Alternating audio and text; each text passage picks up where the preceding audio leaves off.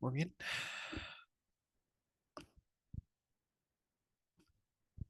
Buenas noches. Vamos a dar inicio a la sesión de esta semana que corresponde al tema de aleaciones no ferrosas. Y bueno, de forma resumida y recordando lo que vimos la semana pasada con respecto a las aleaciones ferrosas, que incluso el nombre le indica, ¿no? Las aleaciones ferrosas son las que contienen hierro, ¿no?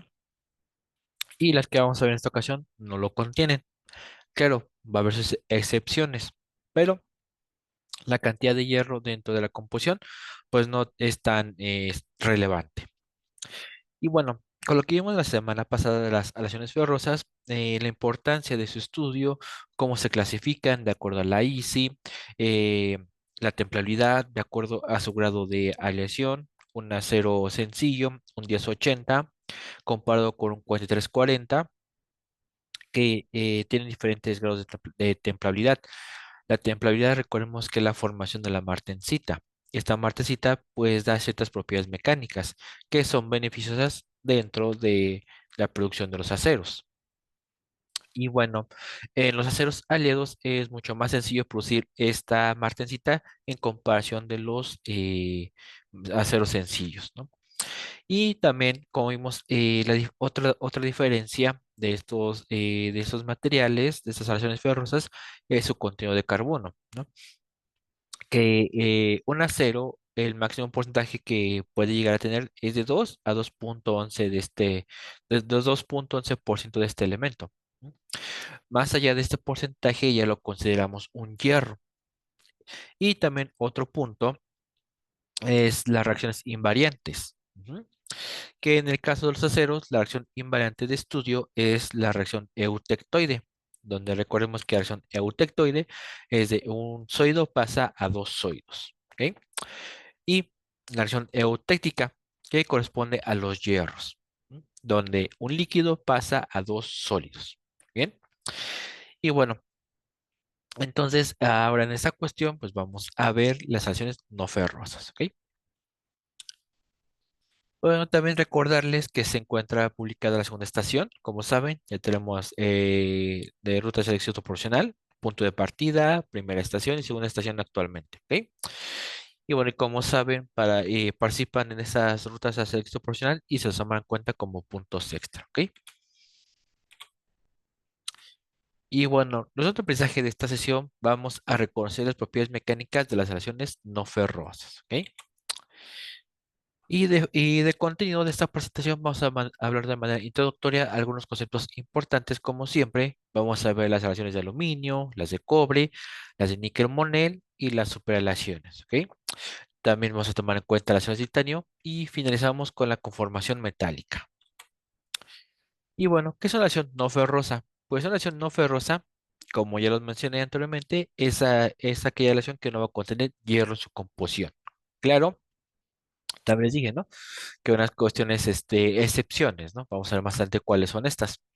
Y esas aleaciones no ferrosas se incluyen, pero tampoco se encuentran limitadas, por ejemplo, las de aluminio, las de cobre, las de níquel, las de titanio, ¿ok?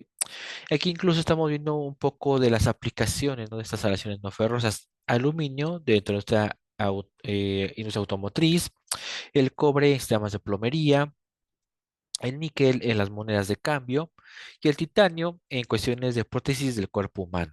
Esto debido a su biocompatibilidad y esa biocompatibilidad es de que el cuerpo humano no lo rechaza. Por eso la elección primordial para una prótesis del cuerpo humano es el titanio. ¿Ok? Y bueno, ¿qué factores tenemos que tomar a considerar para elegir y seleccionar una aleación? ¿Ok? Pues son tres aspectos importantes. En primera, pues el peso. Ujú. En segundo, la resistencia específica. Esta específica es de acuerdo a una ecuación, que esa específica es igual a la resistencia sobre la densidad. La densidad ya es un valor dado, se encuentra en la literatura, en internet. Sin embargo, la resistencia es la que calculamos mediante los ensayos mecánicos. Ujú. De propiedades mecánicas que vimos en las sesiones pasadas, tenemos la prueba de tensión, la prueba de impacto, de fatiga. Entonces, aplicamos esos valores con esta ecuación, ¿ok? Y bueno, también muy importante, pues el costo, ¿no? Y el costo tiene diferentes aspectos, fluctuación de la economía global, cómo está la oferta y la demanda con respecto a los materiales. Esto se vio muy marcado, por ejemplo, cuando fue el COVID y más por cuestiones del mercado asiático, específicamente en China, que China pues es el mayor distribuidor de acero, de materiales en el mundo. Ujú. Entonces, imagínense en ese tiempo, pues el mercado estuvo a saldo de las exportaciones, ¿no? Entonces se lo vio muy difícil con respecto a materiales en ese periodo, ¿no? La fabricación y el acabado que están correlacionados porque puede que un acabado superficial, por ejemplo, un galvanizado, también recordemos que el galvanizado es un proceso superficial para que aguante a eventos corrosivos un acero sencillo. Entonces, ahí vamos a tener un costo extra. ¿No? Y ya para finalizar, distribución y venta, ¿no? Distribución y venta, eso es con respecto a cómo se encuentra la competencia entre el mercado, ¿no? De las micro, medianas y macroempresas, ¿no? De que incluso las macroempresas siempre venden el material más caro a comparación de una micro y mediana empresa, ¿no? Entonces, siempre hay cuestiones de la competitividad, ¿ok? Y bueno, antes de continuar, simplemente vamos a tomar el primero y segundo aspecto, ¿no? El precio se especifica, retomando esto, con lo que vimos, por ejemplo, de aluminio de su automotriz. Va a estar un material que sea ligero y resistente a la vez. Entonces, las aleaciones de aluminio, pues las características son ideales para esta aplicación en los automotriz. ¿Por qué? Estamos un material que sea ligero y resistente. ¿Ok? Y bueno, en esta imagen nos muestra es una tabla comparativa con esta específica y costo de acciones no ferrosas, aceros y compuestos de polímeros. Pero claro, si ven, esta tabla es por ahí del año 2001. Esta simplemente es los valores de esto de densidad y esencia de la extensión y esencia específica son valores ya bien estructurados, que ya son dentro de la literatura, ¿no? Esos valores están estandarizados, vamos a decirlo así. Y lo que varía, pues es el costo, ¿no? El costo por kilogramos. Aquí lo dicen en dólares, claro, en ese tiempo. Y podemos ver como una gran diferencia, ¿no? Vamos a ver el aluminio, que es 1,66 dólares por kilogramo, a comparación del tungsteno, ¿no? Que es 52,90, que es más costoso. Y también entrando el berilio, ¿no? Que tomando en cuenta el berilio y el tungsteno, pues son materiales de tierras raras, entonces incluso su nombre lo indica, ¿no? Son elementos de tierras raras, entonces es difícil encontrarlos dentro de la corteza terrestre, entonces es más difícil su obtención. Sin embargo, va a haber otros aspectos en los que pues son utilizados de una manera común, entre comillas, estos materiales de tierras raras, aunque claro, tienen costos elevados a comparación de actualmente, pues aluminio, que es un material ya muy comercial, ¿no? Ah, y también en ese aspecto, pues las acciones no ferrosas van a presentar ciertas características, como cuáles, pues fácil modo y maquinado. Estas características las hacen imprescindibles en la industria para la fabricación de múltiples productos, ¿ok? Los que vamos a ver más adelante. Entonces, empezando con las acciones de aluminio, pues el aluminio es el tercer elemento más abundante de la naturaleza, después del oxígeno y el silicio. Pero hasta fines del siglo XIX puede ser un material caro y difícil de producir, que incluso se ve su representación, o bien el ejemplo, con esta imagen. El remate de 6 libras o el pico, la pirámide que se encuentra al final del monumento a Washington, en 1824, fue una de las piezas de aluminio más grandes hechas en aquel tiempo, que incluso, como está diciendo, ¿no? Que era muy difícil de producir y caro, e incluso se equiparaba en esas épocas como un material de un metal precioso. Ujú. Incluso entrando como el oro. Ujú. Entonces, imagínense en esa época, ¿no? Que el aluminio era considerado como tan valioso como el oro. Ahora bien, ya actualmente el material, el aluminio, pues es muy comercial, ¿no? Lo tenemos al alcance de la mano. Aquí, como podemos ver en la imagen, ¿no? Una hoja de papel aluminio que lo utilizamos para cocinar o recubrir nuestros alimentos, ¿no?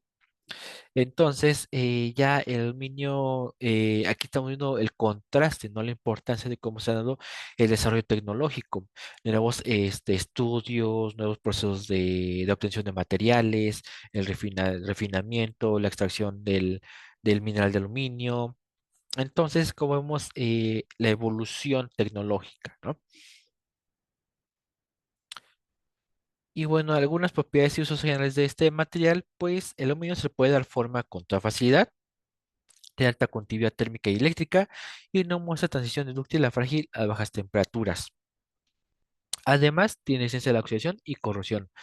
Estas características, estas propiedades, lo utilizamos o lo vemos reflejado en un producto muy común, que son las latas, ¿no? Las latas de jugo, las latas de refresco, de cerveza, que las metemos al refrigerador para que estén frías cuando hace mucho calor, que nos refresque esos líquidos. Entonces estamos viendo en el refrigerador pues, va a haber un ambiente húmedo, ¿no? Un ambiente húmedo y frío. Entonces, ese ambiente pues no va a mermar el material que es el aluminio. Y también vemos aquí importancia, ¿no? Y que no presenta de tensión dúctil a frágil, recordando con lo que vimos del acero al bajo carbón, que fue el caso del Titanic, ¿no? De que no sé, que este acero de bajo carbono se fragilizó, se endureció de tal manera que al momento de impactar con el iceberg, pues tuvo su fatídico final, ¿no? Esta cuestión, pues el aluminio no presenta esta cuestión, por eso lo podemos enfriar, por eso lo podemos meter al refrigerador y no va a ocurrir ninguna de estas cuestiones, que incluso, pues es un material muy maleable, ¿no? Que aquí, como vemos en la imagen, podemos compactar muy fácilmente las latas, ¿no? Y bueno, también aparte, pues no es tóxico y puede ser reciclado. Y su éxito como material reciclable se debe a que se necesita un mínimo de energía durante el proceso, aproximadamente un 5% para poder utilizarlo. Por eso llevamos ese contraste, como les dije anteriormente, ¿no? De que ya el aluminio es muy fácil de volver a producir, que incluso, bueno, si recuerdan sus clases de desarrollo sustentable, este material entra dentro de la economía recircular. Recuerden la economía circular de que tenemos la materia prima, esta cuestión son latas de aluminio, las fundimos, procesamos, obtenemos la lata, la llenamos de líquido, la vendemos como producto, se distribuye, el ser humano la consume, se tira, se vuelve a reciclar, se vuelve a fundir, se vuelve a reutilizar. ¿Ok? Entonces, esa es la economía recircular. Ujú. Pero que también, otra cuestión es que tiene aluminio, pues no opera bien a altas temperaturas por su baja temperatura de fusión, que es de 160,3 grados centígrados, y las relaciones que lo incluyen tienen baja dureza, lo cual genera escasa resistencia al desgaste. Y cual también vemos que no, pues sí, no es muy resistente, ¿no? Pero claro, esta es una cuestión del aluminio sencillo. Ya el aluminio aliado ya tiene otras cuestiones, que por eso es utilizado dentro de la industria automotriz. ¿Ok? Entonces, ya hablando de su uso a nivel global, pues un 25% es destinado a esta industria. Esos son los metales no ferrosos más importantes, las latas de refresco y otros envases, un 25%, otro 15% en construcción, otro 15% en aplicaciones eléctricas y un 20% en otras aplicaciones. Otras aplicaciones a las que nos podemos referir, pues industria de la salud, de los medicamentos. El aluminio, en su forma de hidróxido de aluminio, en conjunto con el magnesio, se utiliza como solución, como un jarabe para problemas de gastrointestinales, en la gastritis, en la acidez, en la indigestión. Ujú. Entonces, cuando uno tiene esos problemas estomacales, pues se toma un poco de esa solución de hidróxido de aluminio con magnesio y tiene cierto alivio. ¿Ok? Entonces, estamos viendo de que el aluminio no solamente impacta dentro de la ingeniería en la industrias automotrices, de construcción, eléctricas, etcétera, ¿no? Y en la industria de alimentos, ¿no? En la industria de alimentos, en las latas de refresco, ¿no? O envases, sino también en el sector salud. Ujú. Y bueno, también tenemos que ver la oxidación de este material. Pues de ese material, el aluminio, pues va a reaccionar con el oxígeno del ambiente. Ujú. Incluso a temperatura ambiente, entonces se produce una capa de óxido extremadamente delgada, que es el óxido de aluminio. Ujú. Y de esta manera, pues va a proteger al material base contra numerosos ambientes corrosivos. Este fenómeno es contrario a a la creencia común de que el aluminio no se oxida, ya que sí lo hace, pero el óxido que produce es altamente adherente, por lo que se sella en la superficie e impide la corrosión futura. Es el mismo caso como la semana pasada de los aceros inoxidables. y también de los aceros galvanizados, ¿no? De que estos soportan ambientes corrosivos. Sin embargo, sí se oxidan, ¿no? Pero esta oxidación es beneficiosa ya que se forma la capa de óxido en el galvanizado un óxido de zinc y en los aceros inoxidables un óxido de cromo, que esta pues va a proteger de ambientes corrosivos pues el material base, ¿ok? Y bueno, aquí vemos la representación, por ejemplo, un lingote de aluminio y la capa protectora, ¿no? Esta coloración azulada.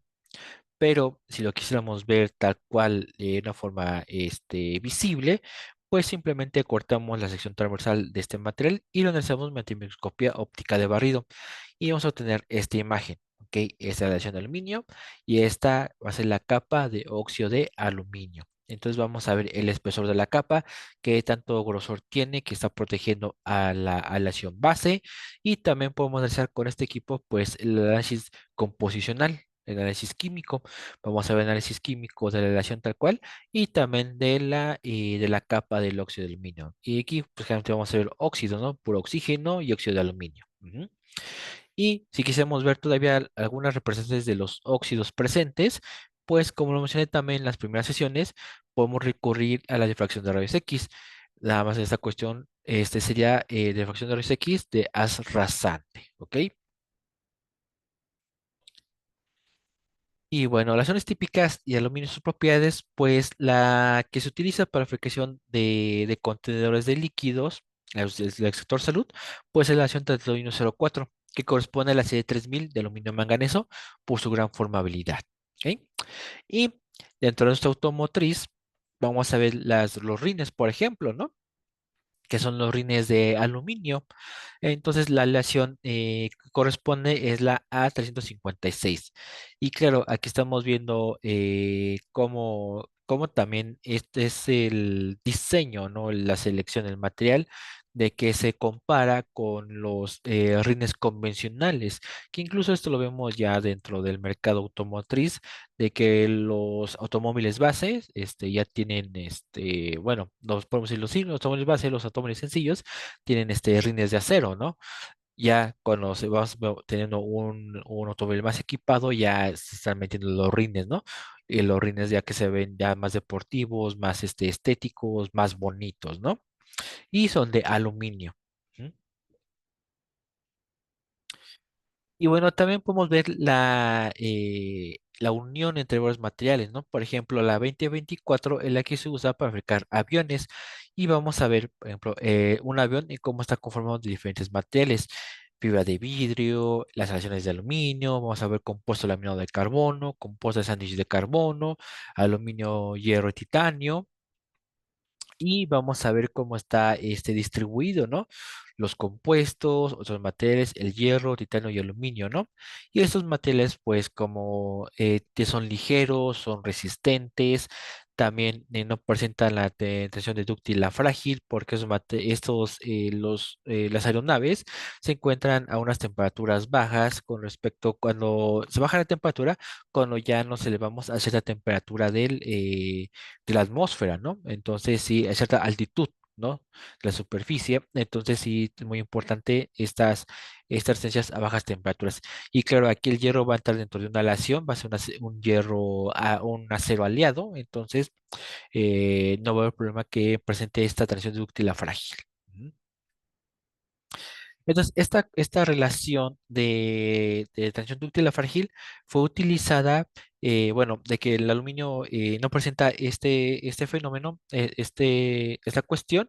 Entonces, la aleación 2195, que es de aluminio litio, fue la que se usó para fabricar los tanques de combustible del transbordador espacial Orión de la NASA. Entonces, por eso, como aguanta a bajas temperaturas, soporta bajas temperaturas, pues fue el material idóneo y seleccionado para estas cuestiones. ¿Ok? Y bueno, las aleaciones fundidas, pues muchas aleaciones de aluminio comunes contienen suficiente silicio para provocar la reacción eutéctica, como reacción eutéctica de líquido a dos sólidos. ¿Ok?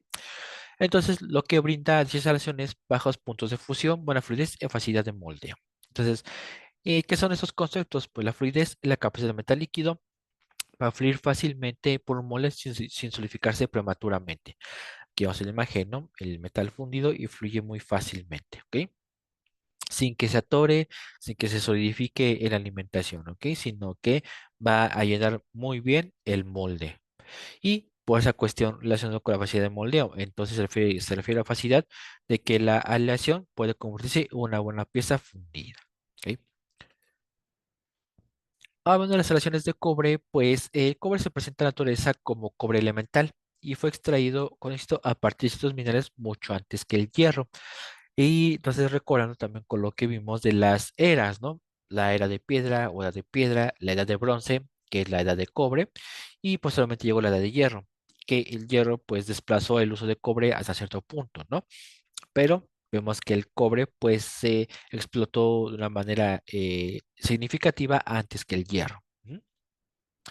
Y hay dos formas básicas de extracción de cobre, la mineral de superficie y la subterránea. Entonces, debido a que el cobre se distribuye en concentraciones relativamente bajas en las áreas, la minería de superficie o a cielo abierto es el método de extracción predominante para el cobre en el mundo. ¿Ok? Y aquí vemos la imagen, ¿no? Esta es la extracción al cielo abierto. Ya vamos a ver los yacimientos de cobre. Esta zona ya se encuentra ya expropiada, ya se ve la corteza donde ya perdió esta tonalidad rojiza, que incluso se denomina, ¿no? Esta tonalidad cobriza, ¿no? Que el cobre tiene esta coloración. Y entonces simplemente ya que se extrajo, se pone aquí en el distribuidor de banda, que es una premolienda. Esta es una premolienda para facilitar su transporte ya para un posterior tratamiento para obtener ya en sí el mineral que nos importa, que es la mena. Entonces, proceso de lixiviación para obtener la mena y la ganga. La ganga es los residuos de que se obtienen al momento de quitar los elementos importantes de un mineral, sí, de un mineral. Entonces, ya obtenemos el cobre, lo que nos importa, tenemos la ganga, aunque esa misma ganga puede tener otros elementos importantes, por ejemplo, puede llegar a haber oro. Entonces, el oro se vuelve, de esa ganga, se extrae el oro y hasta que de toda esa ganga podamos quitar lo que nos importa, ¿ok? Lo que en sí es beneficioso, los elementos beneficiosos, los materiales importantes de ese material, ya hasta que se queden los residuos de que ya nos importan. Ujú. Y bueno, las acciones base de cobre tienen densidades más altas que el acero, así como otras propiedades, por ejemplo, excelente ductilidad, excelente resistencia a la corrosión, excelente conductividad eléctrica y térmica. Entonces, todas estas propiedades pues se aplican en esas cuestiones de componentes eléctricos, que son los alambres, bombas, válvulas y piezas de plomería, ¿ok? En la cuestión eléctrica, pues es importante la pureza del material. Entonces, el cobre contiene menos de 0,1% de impureza, es decir, el cobre que tiene 99% de pureza se usa para aplicaciones eléctricas y microelectrónicas. Aunque, claro, este material con esa mayor pureza, pues es costoso. Mientras más puro material, más costoso es. Entonces, por eso su aplicación esta es básica y muy importante en las instalaciones eléctricas y también hasta cierto punto en instalaciones de tubería, de casa habitación. Aunque claro, las tuberías las podemos mediar mediante otros materiales, por ejemplo el PVC, que es un polímero, ¿no? Vamos a hablar la siguiente semana de los polímeros. Entonces, en las tuberías que necesitamos distribuir un líquido caliente o un gas, se opta por una tubería de cobre. Ahora bien, si simplemente el líquido es a temperatura ambiente o frío, pues utilizamos una tubería de PVC. ¿Ok? Y bueno, y por otra cuestión, pues vemos las cuestiones de plomería, ¿no? Y también hay algo característico que se le da al cobre, y es que cuando está a contacto con el ambiente, ya después de un tiempo, pues va a tener una reacción que va a formar un sulfato de cobre básico, el cual este es el compuesto. Y este compuesto es insoluble en agua, pero soluble en ácidos. Y ustedes lo van a ver, por ejemplo, les digo, ven una tubería de cobre que está en la intemperie, que ha estado mucho tiempo durante la intemperie, y eso también se ve más reflejado cuando están en los puntos de unión de soldadura. Ujú. Se va a ver esa tonalidad como verdosa. ¿Mm? Ese es el sulfato de cobre básico. Y dicha tonalidad, pues proporciona un atractivo acabado superficial. Y este acabado superficial fue el que se aplicó para la Estatua de la Libertad. Ujú. Se fabricó la estructura de la perdón, se fabricó la estructura de acero de la Estatua de la Libertad y posteriormente se le hizo un baño, ¿no? Un tratamiento superficial con el sulfato de cobre y por eso tiene esta característica tonalidad verdosa. Ujú.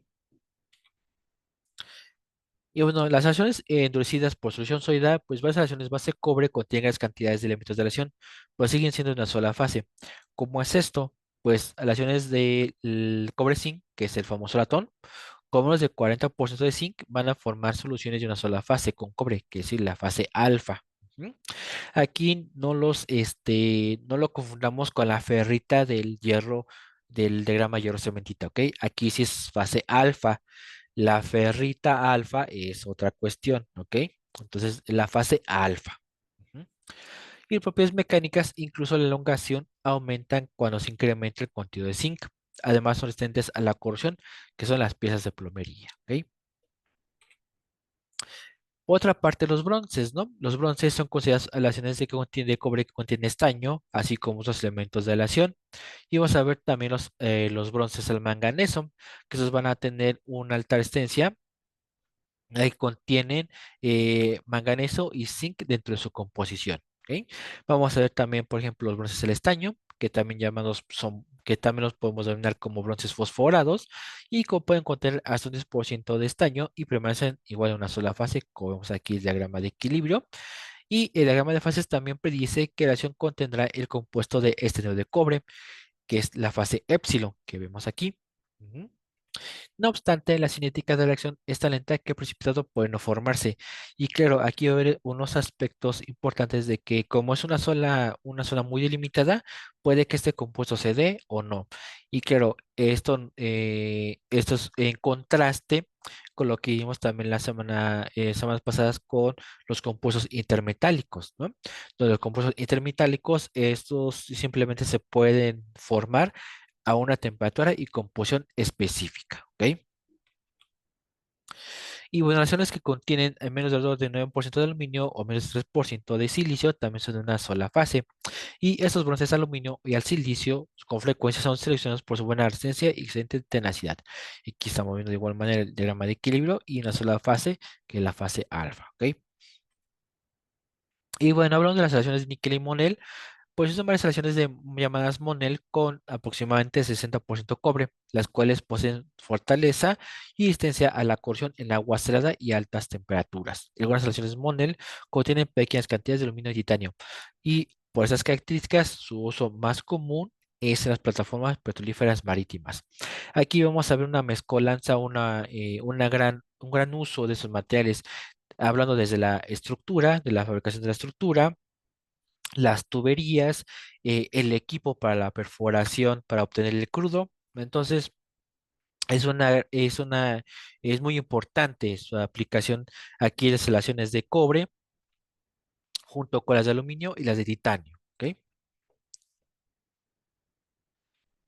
Por otra parte, tenemos las superaleaciones. Las superaleaciones son aleaciones de níquel, hierro níquel y de cobalto. Digo, aquí estamos entrando que digo que hay unas aleaciones que van a contener hierro, pero claro, les digo, su porcentaje no es tan significativo. Ujú. Y estas operaciones contienen grandes cantidades de elementos de aleación y se vamos a producir una combinación de diferentes propiedades como alta resistencia a las altas temperaturas, resistencia a la termofluencia hasta 1000 grados centígrados y resistencia a la corrosión. Muy de la mano las primeras dos propiedades, alta resistencia a altas temperaturas y la resistencia a la termofluencia. ¿Ok? Esto es de que es por el uso constante, ¿no?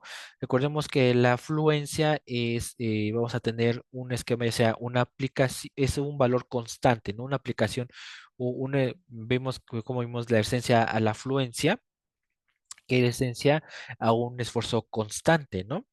Ahora vamos a ver una resistencia a una temperatura constante. Por eso dice hasta 1000 grados centígrados, de que hasta 1000 grados centígrados que se mantenga esa temperatura constante, pues va a soportar el material. Aunque claro, esas temperaturas son muy muy difíciles de alcanzar, aunque claro, hay unos aspectos en los que sí se pueden alcanzar esas temperaturas. Por ejemplo, lo que ocurrió en el fatídico 9/11 en las Torres Gemelas, cuando se impactó el avión en estas Torres Gemelas, y se ve, ¿no? De que se incluso sorprende, ¿no? De que por qué no la estructura falló, ¿no? No colapsó, este, sino más bien se compactó. Entonces, esta compactación de la estructura fue por la termofluencia, de que los soportes no soportaron que el mismo la temperatura que llegó a alcanzar por el choque del avión, el combustible, todo lo que había, pues sí, las grandes llamas, el gran calor que se alcanzó por el impacto del avión, pues incrementó mucho la temperatura, llegando a sobrepasar los 1000 grados centígrados. Entonces, todo este calor pues se propagó en la estructura y se ablandó, vamos a decirlo así, se ablandó y empezó a compactarse, por eso se ve como que recae la estructura. Ujú. Eso fue lo que ocurrió de la termofluencia. Y bueno, esta cuestión, por eso se busca, ¿no? Esta resistencia a altas temperaturas, a la termofluencia, para que el material no se reblandezca, no llegue a la falla, ¿ok? Y claro, también resistencia a la corrosión. Pues aquí estamos viendo, ¿no? Su aplicación, álabes y reflectores de turbina.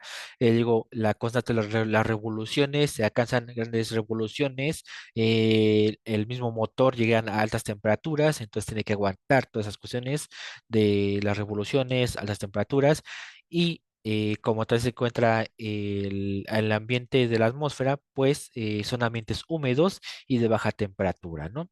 Entonces, estas dos características pues se engloban en esta aplicación, ¿ok? En las álabes y reflectores de turbina. Y las zonas de titanio, pues es un elemento químico de aspecto plateado y pertenece al grupo de metales de transición. Se puso a partir del oxidanio por medio del proceso Kroll. Y la excelente resistencia de titanio a la corrosión permite su aplicación en equipos para usos químicos, componentes marinos e implantes biomédicos. Por ejemplo, las prótesis de cadera, de rodilla, etcétera. Y ya como mencioné anteriormente, ¿no? De que esa cuestión de biocompatibilidad, de que el cuerpo humano no lo va a rechazar, es amigable y por eso tiene una larga vida útil. Ujú. Aunque claro, este material es costoso. Pero claro, es costoso. ¿Por qué? Porque ya no va a haber necesidad de cambiarlo desde hasta mucho después, ¿no? Que incluso hay gente de que pues llega a fallecer teniendo su implante. Entonces, es un material que tiene una larga vida útil extraordinaria. Ujú. Y bueno, el titanio también es un importante material espacial que se usa en bastidores para aviones y componentes para motores a reacción, como en el caso de las superestaciones de níquel. Entonces, también las aleaciones de titanio trabajan en conjunto con las aleaciones de níquel para los motores, las turbinas, ¿no? Y otras aplicaciones de estas aleaciones pues se hacen en equipos deportivos. Por ejemplo, las cabezas de los palos de golf están fabricados de titanio. Entonces, de una manera resumida, las aleaciones de titanio no se desgastan fácilmente, son fuertes y resistentes a la corrosión, además de ligeras, por lo que son perfectos para su uso en las aplicaciones mencionadas anteriormente. ¿Ok? Y bueno, ¿cómo se categorizan las aleaciones de titanio? Pues tenemos titanio comercialmente puro, que ya incluso la palabra dice, ¿no? Comercialmente puro va a tener por arriba del 99% de pureza, ¿no? Y vamos a ver que ese titanio no aliado se usa por su superior resistencia a la corrosión y impurezas como el oxígeno incrementan su resistencia, pero reducen sus propiedades como barrera contra la corrosión. ¿Esto por qué? Porque el óxido de titanio, como el dióxido de cerio, contienen vacancias de oxígeno. Y entonces esas vacancias de oxígeno hacen que sea muy fácil el poder atraer el oxígeno dentro de su composición. Entonces, por eso va a estar atrayendo y liberando oxígeno de manera muy fácil. Ujú. Y bueno, y esa cuestión, pero claro, eso es hablando de un titanio totalmente puro. Ya el aliado ya tiene una mejor barrera contra la corrosión. Entonces, ese titanio puro, pues se utiliza para las tuberías de nuestra petroquímica, en nuestra química. Digo, para gases, para líquidos, digo, para el petróleo, esas cuestiones, pues es utilizado. Y tenemos el titanio alfa. En este es el más común de todas las acciones alfa. Va a contener 5% aluminio y 2,5% de estaño. Y este mezcla de componentes de estos elementos pues va a proporcionar el crecimiento por solución sólida de la fase alfa. Y también este material va a tener buena resistencia a la fatiga y termofluencia. Entonces, por estas cuestiones de esas propiedades, pues es su aplicación en los motores de reacción. Entonces, las turbinas. ¿Mm? Vamos a ver la acción titanio beta. Vamos a ver que adicionando vanadio molibdeno va a producir una estructura enteramente beta a temperatura ambiente. Sin embargo, ninguna de las acciones beta son heredadas a ese grado. Entonces, en cambio, vamos a ver una estabilización de la fase beta, de modo que un rápido enfriamiento produce una estructura más estable de compuestos solo de beta. Y en estas relaciones vamos a ver sujetadores de estancias, de viguetas y otras conexiones para aplicaciones de nuestra aeroespacial, ¿ok? Entonces es una relación, digamos, muy específica, ¿ok? Y ya la más convencional también que puede entrar con la titanio alfa, ¿no? Que es la titanio alfa beta, que es con un adecuado equilibrio de estabilidad desde las fases alfa y beta. Vamos a ver una composición muy común, que es de 6% aluminio y 4% vanadio. Y esta coalición contiene dos fases y se pueden usar tratamientos térmicos para controlar la microestructura y las propiedades. Y su aplicación pues implantes para el cuerpo humano debido a su biocompatibilidad. Entonces, en cuestiones de ortodoncia, de prótesis del cuerpo humano, la aleación es titanio alfa beta. Ujú. Y bueno, también dentro de los metales no preciosos hay que hablar perdón, sobre las aleaciones no ferrosas hay que hablar sobre los metales preciosos. Estos incluyen el oro, la plata, el paladio, el platino y el rodio. Y como su nombre le indica, estos son preciosos y caros para ingeniería. Esos materiales resisten a la corrosión y son muy buenos conductores de la electricidad, por lo que se utilizan como electrodos para dispositivos. Y además, estos metales preciosos en forma de nanopartículas, en el caso de platino, rodio y paladio, que las soportamos en materiales cerámicos, las utilizamos como catalizadores en automóviles o también los famosos convertidores catalíticos. Y el convertidor catalítico, pues son los que nos ayudan a facilitar la oxidación de emisiones contaminantes del CO en CO2 y del NOx en nitrógeno y oxígeno. Entonces, estos son para un ambiente, para reducir las emisiones contaminantes, que incluso vamos a verlo dentro de nuestra automotriz, que pues sí, cada marca tiene cuestiones, por decirlo, patentes, sus convertidores catalíticos. Por ejemplo, Suzuki tiene su tecnología EcoBoost, que son el uso de convertidores, que incluso pueden ver una imagen ahí en internet, el esquema del Suzuki Swift y dice, ¿no? La aplicación del sistema EcoBoost, que se ve el diagrama del Suzuki Swift y a mitad de por abajo del automóvil se ve la incorporación de este catalizador y cómo van fluyendo las emisiones contaminantes y se reduce estos mismos para una menor contaminación, ¿no? Y claro, estos materiales, incluso también hay gente que compra, que vende y compra los catalizadores ya usados, ¿no? Ese material se tiene que manejar con cuidado. ¿Por qué? Porque es claro, tiene metales preciosos, pero también a su vez son metales muy tóxicos. Estamos hablando aquí del rodio y del paladio. Entonces son elementos muy tóxicos, pues que van a llegar a pues, generar cáncer, ¿no? Entonces, esos convertidores catalíticos los se tienen que manejar con una persona certificada, ¿no? Son cuestiones de seguridad. Ujú. Y bueno, y en la investigación se soportan materiales base de carbón, por ejemplo, carbón vulca en tubos de carbono. Aquí, por ejemplo, en la imagen se ven tubos de carbono funcionalizados, por eso hay una F. Funcionalizados, ¿qué quiere decir esto? Que son los tubos de carbono. Este material yo lo sinteticé y son tubos de carbono, se sumergieron en una solución de ácidos y este baño, podemos decirlo así, de ácidos, hizo que los tubos de carbono fueran más susceptibles a que se incorporaran de una manera más fácil la fase metálica, que es el platino. Así que todos esos puntos blancos que se ven es el platino. Entonces, con ese tratamiento, pues fue muy fácil poder distribuir y que se incorpora el platino en la superficie de los nanotubos de carbono. Y esto nos sirvió mucho para poderlo obtener un material electrocatalítico, es un electrocatalizador para la reacción de oxidación de metanol. Y esto para producir energía renovable. ¿Ok? Y bueno, ya para terminar sobre la conformación metálica, las técnicas de conformación metálica son los métodos más utilizados, ¿no? Perdón. Son métodos utilizados para formar o manufacturar productos metálicos útiles y suelen ir precedidos por procesos de afino, aleación y a menudo tratamientos térmicos, que también vimos la semana pasada. Y esto para generar aleaciones con las propiedades deseadas. Y vamos a ver el proceso de churado, moldeo y otras técnicas, ¿ok? Cuando el hechurado, las operaciones de hechurado van a cambiar la forma de una preforma metálica por deformación plástica. Las técnicas de hechurado más utilizadas son la forja, la laminación, la extrusión y el trefilado, ¿ok? Y la mayoría de los materiales metálicos pues son susceptibles a dichas técnicas, ya que son moderadamente dúctiles y capaces de formarse sin romperse, es decir, maleabilidad y ductilidad, ¿ok? Recordemos esos conceptos que también vimos en propiedades mecánicas. Ujú. Y bueno, también vamos a ver la importancia de la temperatura de trabajo, ¿no? Si es alta temperatura, lo denominamos como hechurado en caliente, ¿no? Si la deformación plástica se realiza a temperatura superior a la de la cristalización, o de lo contrario, si es a temperatura ambiente, pues se denomina hechurado en frío. El hecho de en caliente se generan grandes deformaciones puesto que el metal permanece blando y dúctil, lo cual hace posible la sucesiva repetición. Sin embargo, la mayoría de los metales experimentan alguna oxidación superficial, lo que origina pérdida de material y mala causa superficial. Esta oxidación se origina por el contacto con los rodillos.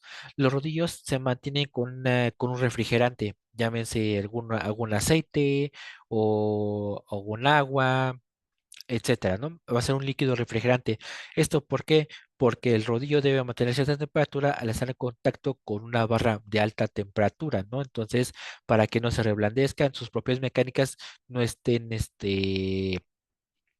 no se pierdan, ¿no? Que no, que no tengamos algún cambio importante en el rodillo que se está utilizando para el proceso de laminación. Ujú.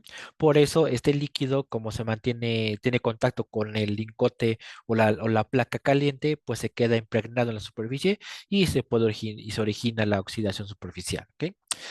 Por otra parte, el hechurado en frío aumenta la resistencia y disminuye la ductilidad. Además, obtiene un buen acabado superficial, las propiedades mecánicas y control dimensional de la pieza final. Y también recuerdo, ¿no?, que en el hechurado en frío se realiza el tratamiento técnico de recristalización, ¿no? O normalizado.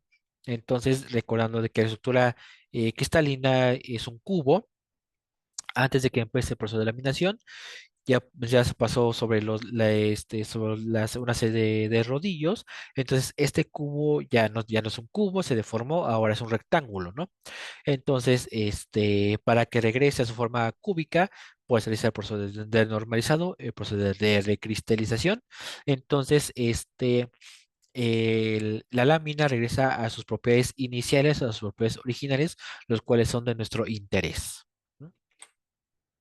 Y bueno, hablando de la forja, pues se realiza martillando una preforma metálica y las piezas forjadas tienen una estudiada microestructura y la mejor combinación de propiedades mecánicas. Y llaves para tuercas, redes ferrocarriles y señales de automóviles son productos típicos que se producen mediante esta técnica. ¿Ok? Y como vemos, y como también usualmente, ¿no? La forja que es comúnmente usada, como lo que se utilizaba para cuestiones armamentistas, en este ámbito, pues las espadas, ¿no? Que incluso se ven en películas, ¿no? De que están forjando las espadas. O incluso también hay una escena, bueno, se han visto la película de Iron Man, cuando está forjando su armadura, que está con el martillo. Entonces, eso por eso de forja. Ujú. Y bueno, la laminación, retomando que mencioné anteriormente, pues el proceso de hecho más utilizado consiste en pasar una preforma entre dos rodillos y aplicar una fuerza de compresión entre ambos rodillos. El espesor de preforma disminuye. Y aquí estamos viendo los dos ejemplos, ¿no? Laminación en caliente y laminación en frío. Y como les dije, ¿no? Tenemos la placa metálica que está al rojo vivo, que está caliente, va a pasar en los rodillos. Digo, aquí incluso se ve vapor porque el mismo rodillo tiene un sistema de enfriamiento para que nuestras propiedades no se vean comprometidas. Y aquí estamos viendo, ¿no? Las diferencias, ¿no? Que tiene un espesor inicial y un espesor final. Ahora bien, en cuestiones de laminación en frío, aquí, por ejemplo, tiene un acabado en específico. Por ejemplo, podemos obtener varias secciones circular en forma de L y rieles de ferrocarril sobre conociendo rodillos ranurados, aquí como vemos en la imagen. Ujú. Y bueno, la instrucción, una gruesa barra metálica se fuerza para que circule a través de un orificio o hilera de extrusión mediante una fuerza de compresión aplicada con un émbolo o un pistón. La pieza emergente tiene la forma proyectada, la cual experimenta la reducción del espesor con el correspondiente incrementos de longitud. Aquí vemos, ¿no? La imagen, ¿no? El metal, el émbolo o pistón, el contenedor, tenemos la matriz o el dado que nos va a dar la forma final de la pieza extruida, ¿ok? Entonces, un ejemplo algo burdo, pero muy común que hacemos día a día, hacemos un proceso de destrucción. ¿Y cuál es ese proceso? Pues cuando nos lavamos los dientes, cuando sacamos de la pasta dental, del tubo de la pasta dental, y lo presionamos, es un proceso de extrusión. ¿No? Y que digo, es un ejemplo algo burdo, pero es aplicado al día a día. Nosotros hacemos un proceso de extrusión. Y bueno, el trefilado pues consiste en hacer pasar un alambre a través de una matriz agujereada mediante una fuerza de tracción aplicada desde el extremo de salida. Además, puede consistir en un conjunto de matrices en serie. Aquí como es la imagen, ¿no? Aquí está una matriz, aquí está otra matriz, aquí está matriz, ¿no? Por eso es en serie, ¿ok? Entonces, el trefilado va a producir una reducción de sección, incremento de longitud. Aquí ya vamos a tener el material, el alambre ya trefilado, ¿no?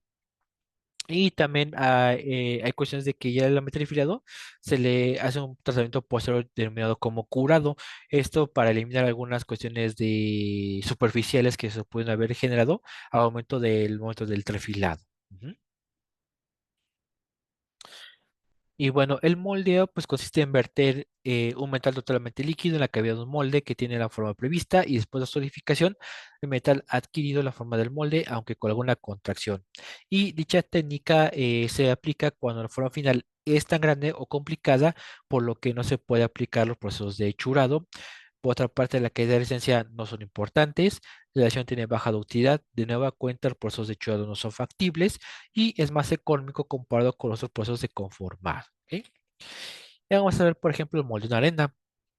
Y es el procedimiento de moldeo más común, donde la arena se utiliza como material del molde y la arena que forma el molde puede ser seca o húmeda, que es la arena en verde. Por eso cuando la arena tiene cierto porcentaje de humedad, se denomina como moldeo en verde también. ¿Ok?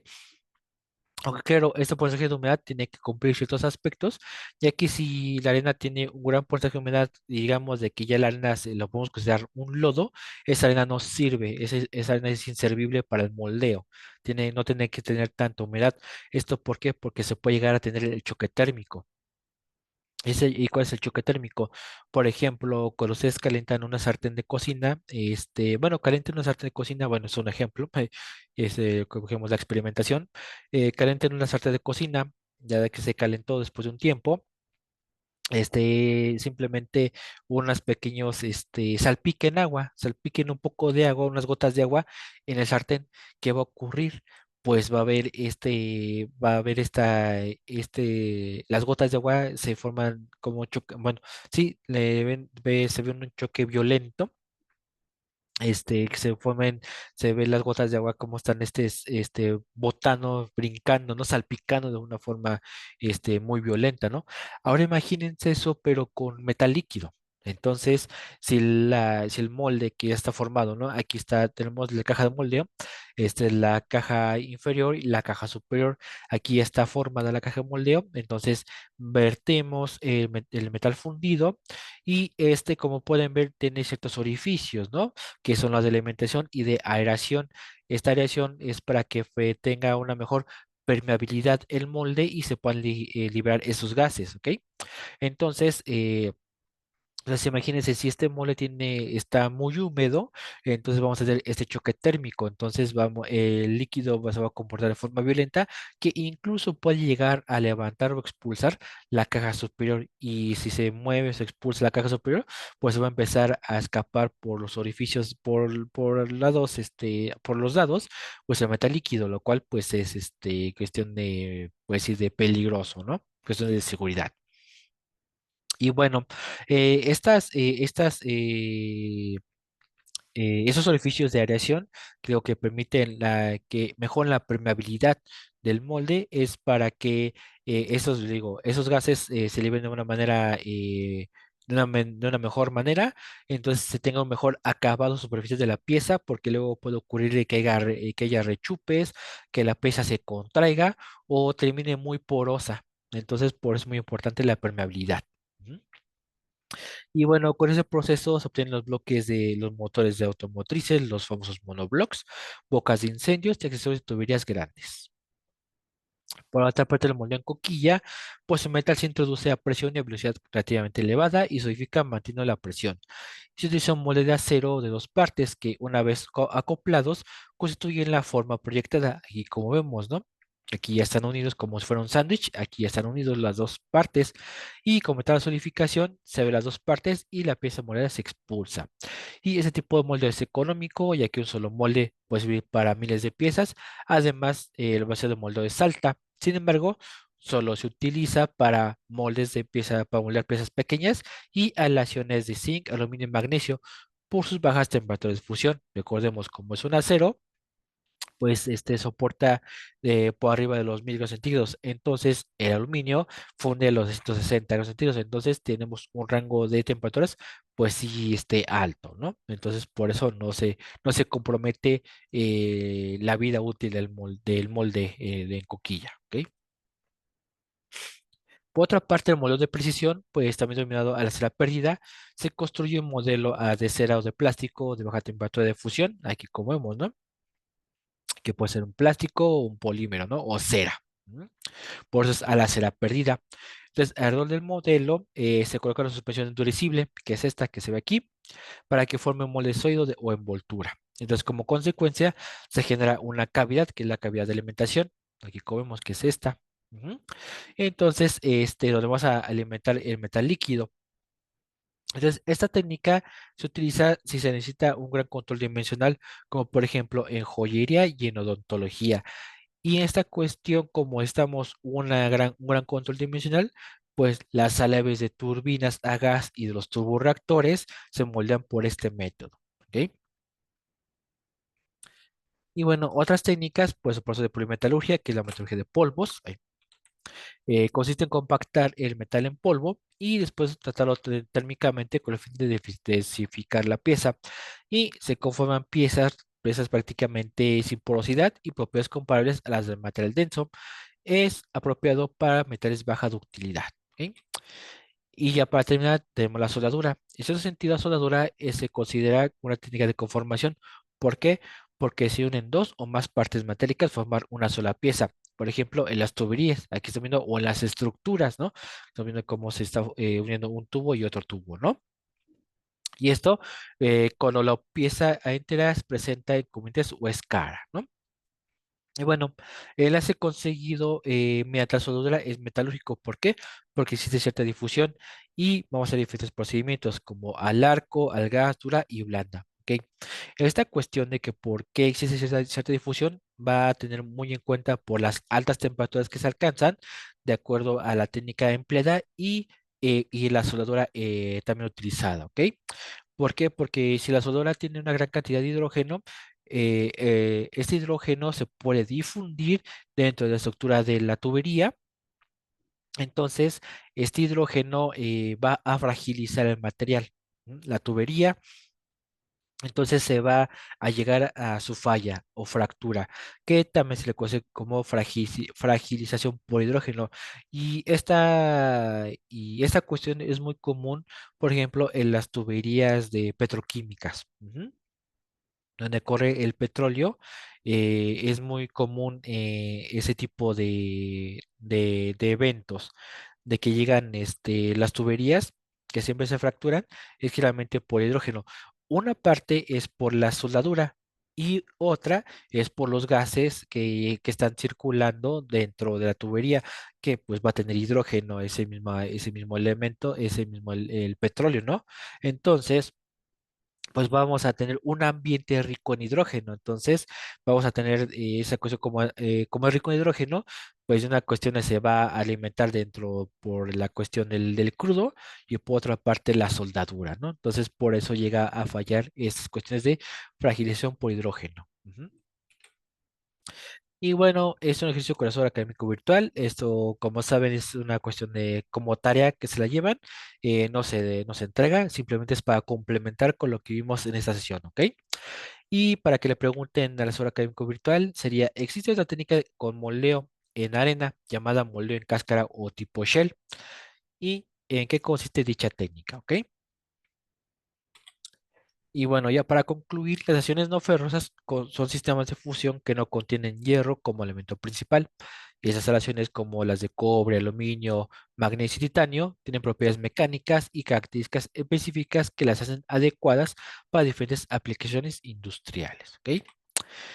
Bueno, las referencias, evaluación semanal, recordarles si son de actividades, participar en el foro 3 ya se debe encontrar activado o disponible.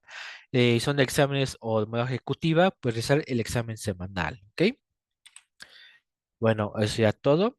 Gracias por su asistencia. Nos viene a elaborar la Open Class. En un momento les comparto la presentación. No sé si tengan alguna duda o comentario. Iremos despejando.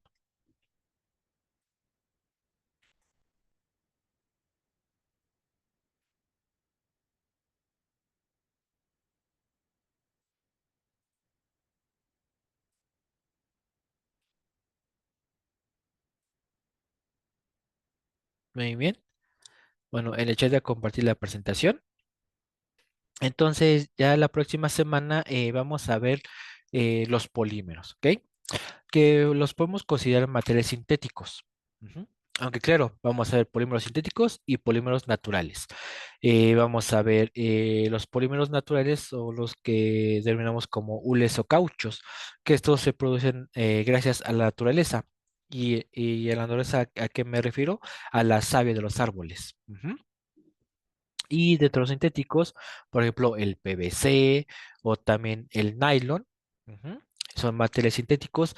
Bueno, el término sintético, pues es de que quedó por el ser humano, ¿no? De una forma artificial. Ujú.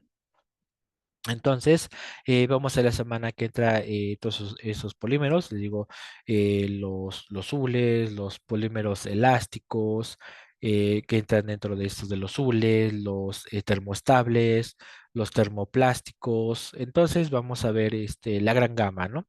Que incluso vamos a ver que muy importantes aplicaciones textil también, o también de recubrimientos. En la textil, por ejemplo, en los botines de seguridad, en los zapatos industriales, o también incluso en la industria deportiva, ¿no?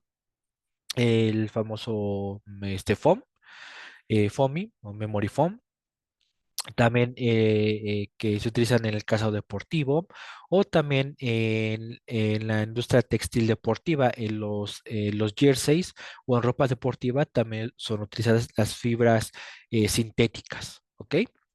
Bueno, entonces, eso sería todo, que tengan excelente noche, cuídense mucho, éxito en sus evaluaciones y nos vemos la próxima semana.